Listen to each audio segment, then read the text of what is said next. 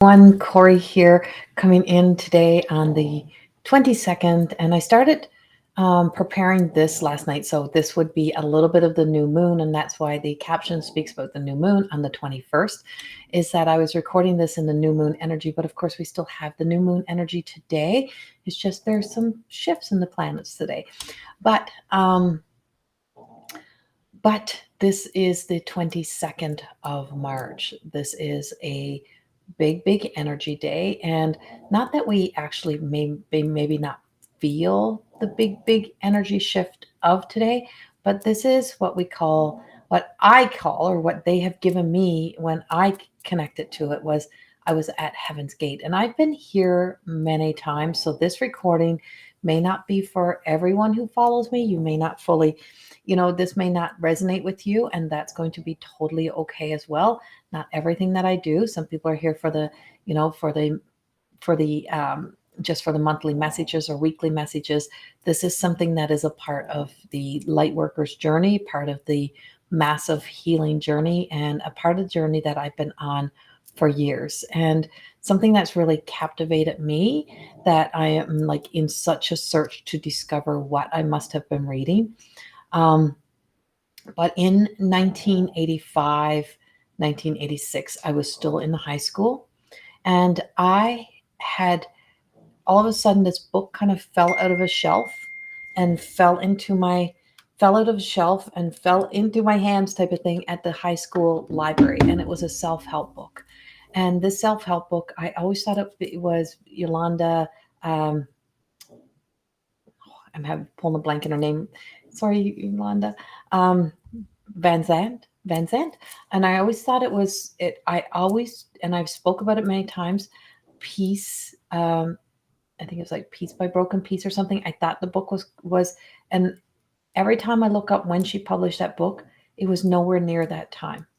But I was reading this self-help book that literally was about climbing these stairs of life and climbing up these stairs of life. And then I'm like, well, the only other self-help book that was put out at that time was Louise, like that I know of right now, was like Louise Hay's. Now I know there was a lot of other self-help books, but it's not the point of it. The point, but I swear, I'm like, I don't know why I believed it was her book. Like, and it was like, but I remember having this book, and the only part that really resonates, that reminds me, was it talked about having unhealthy relationships. And I was in a very unhealthy relationship at the time, and I was only in high school.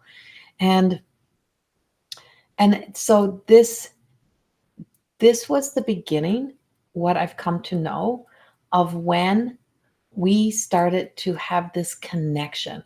1985, 86. So this Heaven's Gate connection, when I feel like the invite or the awareness or that awakening into it began. And I was young. Before that, it would have been, I was a little girl, and I was in about grade 4, grade 5, and I'm in my 50s. So this is a long time ago. Is I seen the, that I was sleeping with the Bible under my pillow, and I was only about 3 years old when I had this, and when I started to have my imaginary friend Jesus, and I walked with Jesus, and I hear the frequency coming in. I know where I am. And I have to keep going. So, and I have to keep listening and having this conversation. So today, on the 22nd of March, 2023, we are at the gate. We are at this gate, this portal gate opening, and it is where this veil is now has been lifted. The veil has been lifted, and we are in the council of these, I call them the ancient ones, have gathered into this meeting between what has been happening on earth and heaven, and how we're here to bring heaven to earth, like to be able to bring more of heaven. But you can't bring earth into heaven. Earth doesn't go into heaven. Heaven can come into earth. And it's like we've been walking through this, and this is a shift that happens, of those who've been walking the path. We've been walking this holy path, this journey, and crossing into this Trinity. So it's also called the Holy Cross. So this Holy Cross entering space. And so as they're showing this to me, and as I'm seeing this, and I've been writing some of this down, so I am looking down on my few little notes I got out of my book here. This morning, a triangle or a diamond shaped white light was literally formed onto my head. And I could see this, and I could see myself walking into heaven. And I have honestly can say that I have walked in heaven, like from where they have taken me in my experiences. And it's an internal thing. About 3 years ago, I was standing holding the door handle of my home when I lived in another town. And I went to turn the door, and I was walking outside to mow the grass. And I was just not in a very good place in myself at the time. There was just so much happening. And I went to turn the knob, and I was gone. And I could feel myself going into this tunnel, into this opening. And I just heard, you have a choice right now. We can take you right now, or you can stay. We'll take you right now. We'll give you that heart attack. We'll do whatever. But you are right now you're at death's door. You're at death's door. And we're going to show you heaven. And instantly I was taken on this journey, and I was taken into heaven. And I could see these tents, this tent, and it had all this little, I knew it to be babies. Like I knew it to be babies in there. And I could see the presence of these babies. And over here, I could see these tall statues. And these I know were the guardians, and these were the guardians. And then I could see these eyes, and these eyes were the watchers. And all I could see then was green grass. And then entered in this Jesus energy, and this Jesus energy entered in, and Jesus entered. And it wasn't Jesus that with his sandals walk on earth. I say I have four relationships with Jesus. And in those 4 relationships with Jesus, I literally have like these 4 versions of Jesus. And so this is the Christ-like light. So this was the embodied light of life after death, like that life after death, and that I had seen several times. I've had several experiences with this. And as this light was coming towards me, I could feel this essence of like such a love that I wanted to turn around and run. Like it's just so beautiful. And I'm like, felt so undeserving of this. Well, that's feeling is what I felt again this morning. And not so much the death, but the feeling. I could feel this essence. I could feel this energy coming in. And then I could see this council, and I just know we're in this time, we're in this shift. And as if they're consulting, and as if we, as our light bodies, as our spirit, as this essence get to enter in, how do we bring this in? How do we bring this crystalline energy even, in on such a magnitude level to humanity, to where we can? Will everyone awaken to this? Absolutely not. It's going to be absolutely crazy to some people. It's going to be out there to some people. But this is the energy, and this is where we are. And so this truth, and in my experience back at the door at being taken to heaven, they just said, this is inside of you. This is inside of you. This is awakening this divine essence, which once you fully connect to this divine, your language, everything about you shall change. The energy of that you put into trying to be enough in this world dissipates. And so there's a pivotal point of where, and I finished writing this in my most recent book that I just finished writing at Christmas time. And there's a pivotal point of where, you realize you're just at this end, or you're at this point, and you're just circulating around in this like little room, and you're like waiting for opportunities, or you're waiting for these openings, and you realize all you have to do is turn around. And that's pretty much what they showed me. They showed me this castle. They showed me this balcony. They showed me this beautiful woman standing on this balcony. And they just said, this is you at ease. Be at ease, be at peace, and to stop trying to appease the past and anything of the past. And all I could see was green, green grass. And they say, you have a choice. We'll take you home now, or you can go back. If you go back, you have to walk through these challenges. And I'm like, I can't hurt my family. I don't want my family to hurt. I need to go back. I need to be there, and I will walk the earth. And I came back, and I could see everyone at my funeral, like at this funeral for me.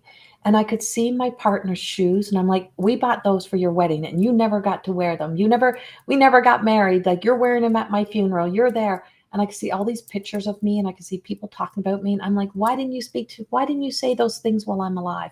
Why do we wait to say the things we need to say to people? Why do we say the good things when people are gone? Why do we not share that with them while they are here? And so I could see all of this, and I bared witness to this. And I'm like, no, no, no, I'm going to go back. And going back, what I heard was, you have to be your living legacy. Don't leave your story to be told by somebody else when you are gone, because it will never be your story. It'll be a collection of everyone else's stories. So as we're shifting and moving through this energy, as this portal gate energy is here for us right now, as this consult, is that we really truly realize how much of our stories, how much stories we have that are out there are never of the original source. They're never the original source. They're not coming from the original source. They're coming secondhand. Even if it's being translated through, if there is any ego involved, if a vessel is not fully a clear vessel, then it's being translated. The language of the angelic realm, commuted into words, into us trying to find the words to bring it here, it waters it down. Our language is so not to the capacity, or how do I put it? It can't embody the light the way that the light is embodied in the language. Sound can, vibrational frequency can, music can. So as we're coming through this time, and as I found myself back here walking, what awakened again even more in me, and what I realized was missing, was my creativity. It's one thing to sit and listen to people's stories and where they've been and what they're going through, but to let creativity die and let imagination die is such a hard thing. And it's like, just imagine. And so a part of this journey that we're in right now, and this shift, is to really truly step back into awakening that sense of bringing back in and bringing back online our own imagination, to think for ourselves. In order to think, we have to create. Our thinking, most of your thinking has been thinking of somebody else's thoughts being commuted in language through to you, to get you to give you a thought. So what you've been thinking about yourself is because somebody else thought it into creation and told you, and then you believed it, and it's been a crippling part of your journey for probably a long time. You've probably been trying to fix and heal that part of you for a very long time. And it was never really you. It became you because you believed it. And so then you're trying to be that. And so you're not really in your own kind of imagination. Is that you are creating from the thoughts of somebody else. Imagine not having those thoughts and having the freedom to create you, that you get to live out what feels true to you, what feels right, that you're not afraid to speak like this, what I'm saying here today, that you're not afraid to speak the things that you were told, don't you ever say that because people will think you're crazy. You can't say that. That is not true. No one can get to heaven. How many times we heard those things? Nobody can get to heaven without leaving this earth. You'll never get to heaven. Heaven doesn't exist, or that you have to fear God. You can never see into the eyes of God. It's impossible to see into the eyes of God. If you're seeing into the eyes of God, it means that you're done here, right? It's like, who said those things? Where did those things come from? That is somebody else's thoughts that is brought through. And so in the realm of imagination and this creativity also exist the realms of the worlds outside the worlds. There is so much more to explore. And what once was doesn't mean is true. A lot of the things that put us into systematic living was created from fear by shutting down the imagination by thinking for us.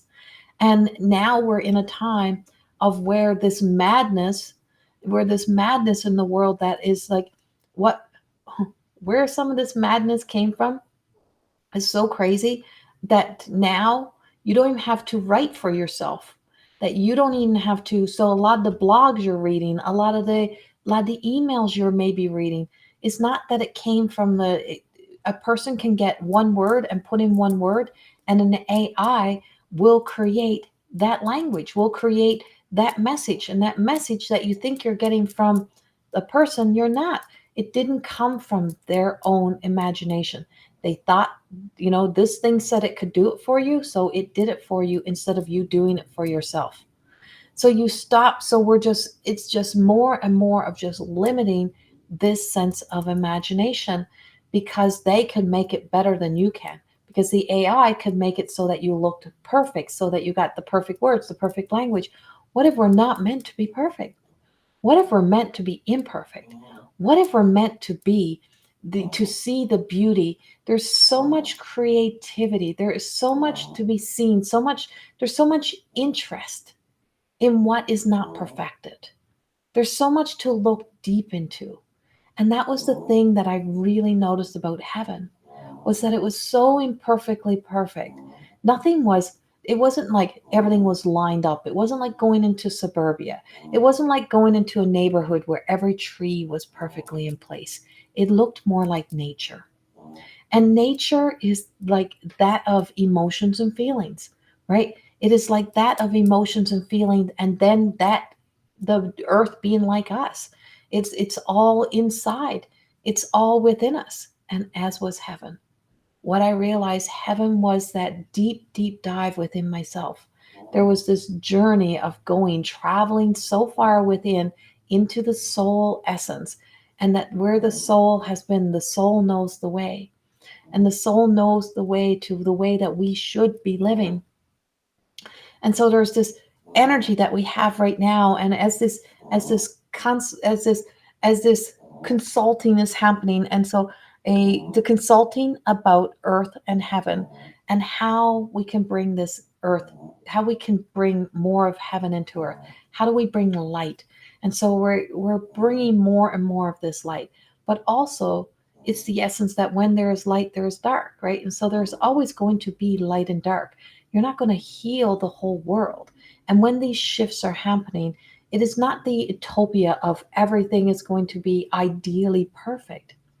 It's that we're going to have an awareness that, letting something else think for us is just another system. Letting something else create for us is just another system. That we as a human, flesh and blood, this human, and our imperfections is what creates that like nature. Is that which has some rougher edges, but also some smooth softness.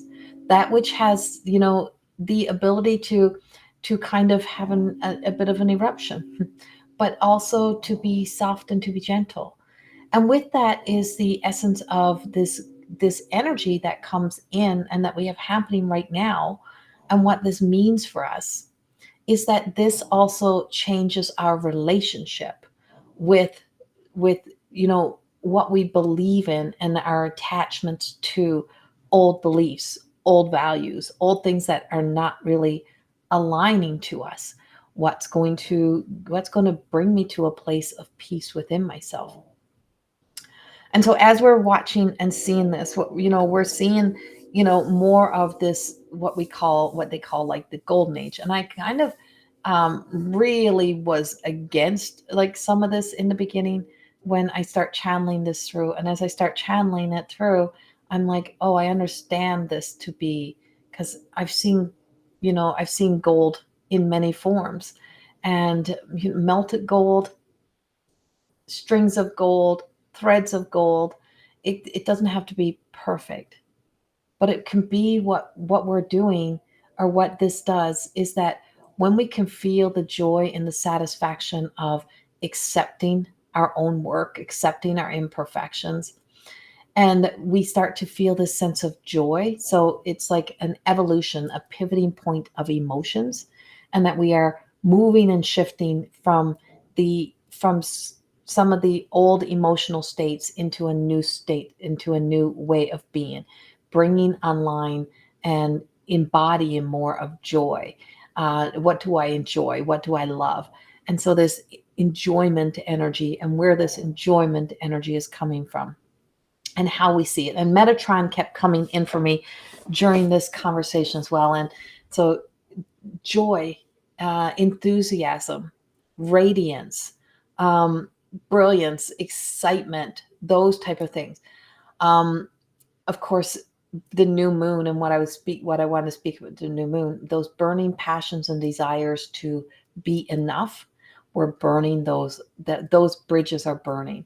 And I feel like we're burning the bridges to the things that allowed us to believe we weren't enough, because we are deprogramming from those old thoughts that became our thoughts of trying to perfect the self to that.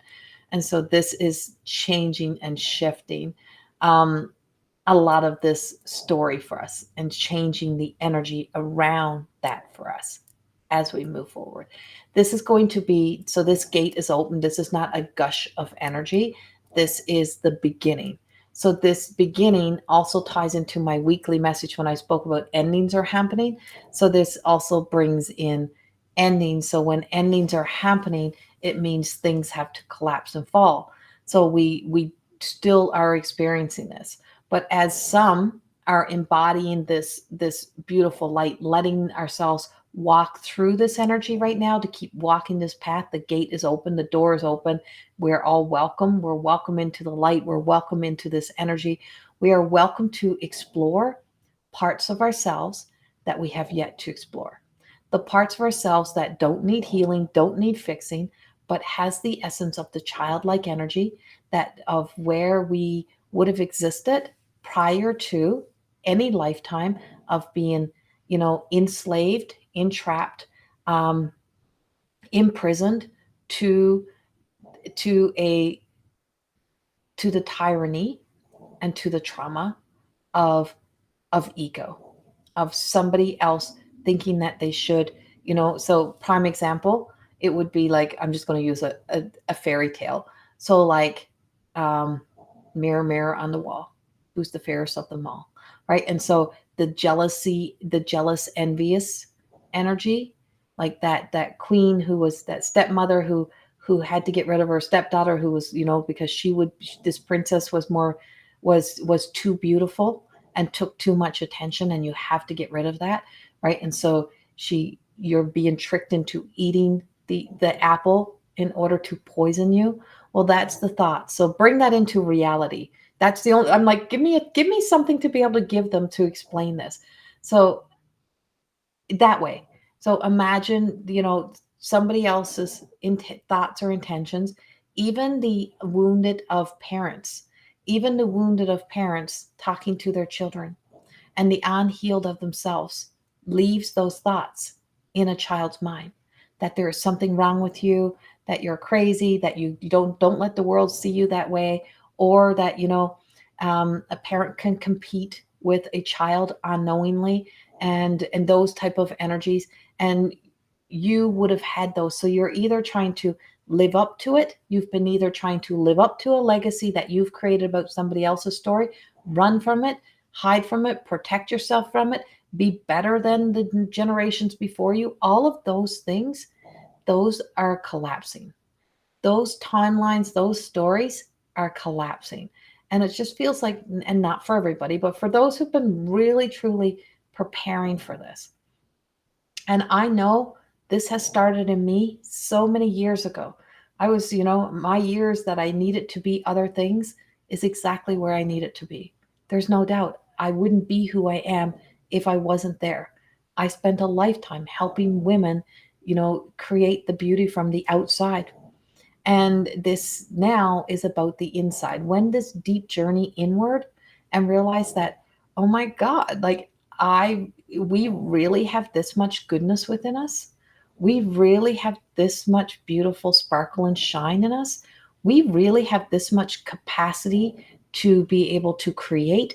We really have this much intelligence, and that we have an intelligence that goes beyond our mind's capacity, that we only used a percentage of us. If we've only been here using only about 5% of us, 5% of our abilities, imagine what else is possible. Imagine what else is possible. Imagine what we can be. But if the AI is going to write your books, it's somebody else telling your story. It is not you. But because critics have made it so that we should create perfection to plead, because God forbid if there'd be a mistake, God forbid if there would be, you'd be made uncomfortable by having to see a flaw. How dare they ruin my book? How dare they ruin my reading? How dare this not flow the way that I think a book should flow? Right? That's ego. And that's because we've created a system of how things should be, how things should look. And it should be just like that, because then that keeps my monster at bay. That keeps me comfortable. So I'd rather for somebody else to be uncomfortable. I'd rather for someone else to change your story. I'd rather for someone else to write your story rather than you tell your own story. Because I'd rather for it to be a ghost of you than the real of you, because it needs to be the standards of what we have created, so that you can feel good that your story, that there's a story out there, or that you've done it. But the karma, the agony that comes is in knowing that your story is still not there. It is still that essence of somebody else's. And so that's where the thoughts get into our mind. That's where it begins. So when you put out imperfection, and it comes with judgment. So when your imperfect self is showing up in the world, and the critics will always exist, the judgment will always exist. There will be very low vibrating energy in this world, no matter what. There will be systems in this world. But when enough break the systems, you create the world, which is the world where you belong. And so we have this that's happening in so many ways. I'm using examples because I'm asking for information of how to give this. And so what we have going on, so they give me writing, and it's so funny because now I can't pick out the writing. I'm like, I have no idea. So what lives in nature lives in us. What nature is us. And when we turn around and we look at nature, it will be our greatest teacher for who and what we are, and for how we show up in this world, for how we appear in this world, for who we are, no matter where we are, no matter what we're doing, that this is the way we are. We'll have rough edges and we'll have softness, but the key is flow. The key is flow.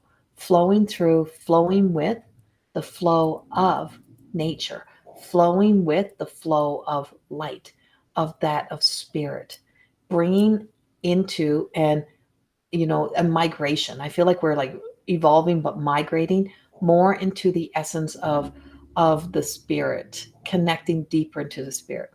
But during this time, it's as if we've been walking and walking and walking. So if there's a crowd of energy that just starts bolting forward, get out of that line, because that's not the line that's going to the right place. That's the line that is trying to get somewhere, to be a somebody, to make sure they make it with a fear in their heart that they're not going to be somewhere. There is no fear to be had in whether or not you'll ever be living your dharma, living out your soul's destiny, and your soul and your soul purpose for being here on earth. Our soul purpose is to be the best human being that we can be. And to be the best human being that we can be, will not mean becoming we've been a robot to a lot of things in our lives, but not to be robotic, not to be on repeat, not to be that consistently the same, but our authenticity, what makes us unique, is what is opening, what is coming in for us. And so a lot of this madman energy that we're existing in, that we're seeing about placing stuff in us, about like there's a lot of this. I feel there's a sense that as this consulting begins, is that will awaken more people to say no to this and reject it. And so there'll be a lot of rejecting a lot of the things that really was the push to the desire to create this so-called new world. But this is heaven on earth, and we are here to bring heaven on earth, which is a joy, a sense of happiness, a sense of love within ourselves, to see our own beauty, to understand love, to sit in consult with ourselves, sit with you, the you that exists here on earth, and consult with your inner heaven. What would bring me the most satisfying life? Set the purest of intentions, that whatever is of my highest good, not what my soul, not what my shadow wants, not what I'm craving. So it's the same thing as saying, like, oh, I crave to have a Big Mac. I crave to eat something. I want to eat something really good. So if you just put the intention, I want to eat really good food that just tastes fabulous, that is so spectacular, that is good for me. Anything that is good for me, bring that into my life. Anything that is not, that doesn't serve my highest good, let it now leave, and sit with that intention. Because the moment you say something that tastes good, that's good for me, that I like, that is good, that tastes good, I just want something that tastes good to me. Like, and so you may not like the taste of vegetables, but may love the taste of fast food, right? And so whatever that may be. So it's like, so that taste, it's like, so what you crave, what you desire may not be a healthy desire your for your light, for your truth, for your truest of self. It is for that which satisfies a temporary satisfaction, to feel that sense of satisfied, right? It just made me feel good. No, it didn't make you feel good. It satisfied a need, right? And so to feel good is right here. It's that temporary satisfaction to feel great. So if you could feel good, why would you want to just keep feeling good when you can feel great? Imagine feeling great.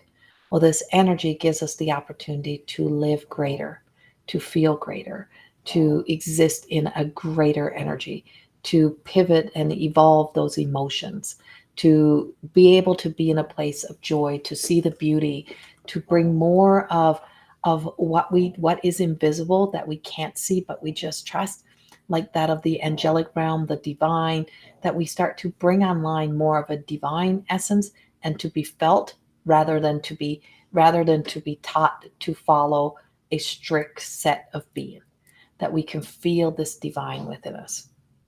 And so I feel like we're being poked in, and we're being like, we can feel this coming through our nervous system. So there's a calming of our nervous system, a healing, which is the why to more than existing, was a calming to be able to restore our instinctual self back to its original state of being.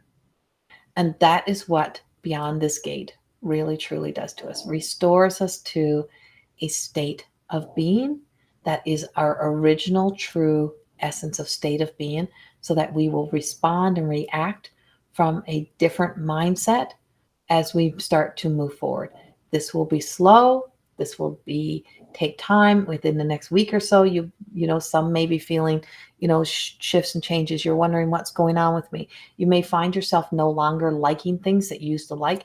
You may find yourself just all of a sudden saying, I don't even really like that no more. I don't want that no more. I don't.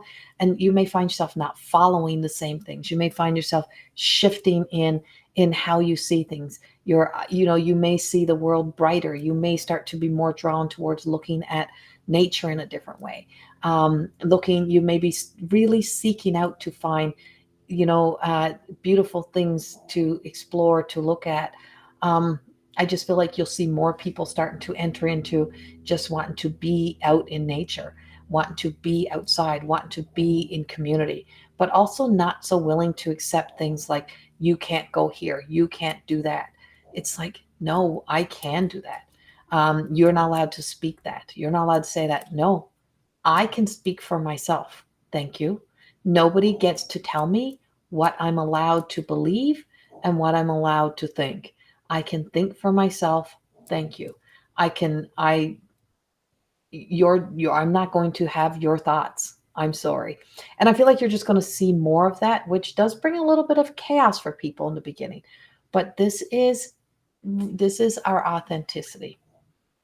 And we arrived perfectly the way we were designed to be here. And so this is like a state of returning to that true state of love. And this is a time of great love. um, I just feel like health returning for a lot of people in choices, really people really reading the back of things, really questioning. There'll be a lot of questioning, a lot of self-discovery, and a lot of growth. So setting pure intentions of, instead of really just setting an intention just to set one. This new moon, this Aries energy, this Chiron, just moving and shifting from unhealed to healed state of being, moving from being um, imperfect, of not accepting imperfections into accepting that the imperfections is what makes us who we are. But just there's just such a beautiful shift that is taking place. There will be much more to talk about this. There will be much more energy that's coming, but no longer really truly keeping back some of these messages that are now prepared and ready to come out, and to let these messages out. And so um, I one of the things that I wrote in my most recent book, and this book will be not out for a little bit, but it was, we spend a lifetime. You may be spending a lifetime waiting for the curtains to open, waiting for the curtain call, waiting for the curtains to open, waiting for like someone to see you, for everybody to applaud you, for everybody to validate everything for you. And so you may be, really truly trapped in that energy of looking at this as if nothing has happened. And what if you just turned around? What if you just turned around and seen that everything you've been waiting for was there? Everything is there. And you just got to turn around and just look. And the freedom to just turn around. So turning around how we see things, how we view things, and just say, it's like, there is so much more. Is there another heaven out there that's bigger? Well, of course, this is the heaven and earth that is like just so close. But there is this sense, what is out there is also within us. And so we have this sense of, and as I seen this hand on my head this morning and holding my head, I knew it to be the God consciousness. I knew he has a hand in whatever it is, for others. But I just seen this white, and I seen a hand, and I seen it land on my head. And it was like just a removal. Just, we can't do everything on our own if we just let the divine work through us and for us. And that's exactly what this is trying to do for humanity, for us. Let it work through you, for you. And when we allow this to happen, we're going to see major, major changes happening. So it's an excitement, there's a thrill, but also realizing that, I woke up very grumpy this morning. I woke up not in a good state of being. And I had no cream for my tea, all of these things. And instead of running from the grumpy, instead of running from that energy, I stayed, and I sat with it. And I stayed in it, and in this humility moment that I was feeling, that, oh my God, if this is this day, I should be feeling this great. And it's like, no, you should be feeling exactly what you're feeling right now. And letting myself feel that and then ride through it is just giving it over and just surrendering it over, and just knowing that so many things are at play for us right now. So many things are opening up. But that's our message. That's what we have for you. Thank you for being here with me. There's going to be follow-up. There'll be part 2, 3, 4 for this one. I know there is. There's so much more to share. This is just the beginning. So much love, and I will put this one as part 1. Much love. Bye-bye.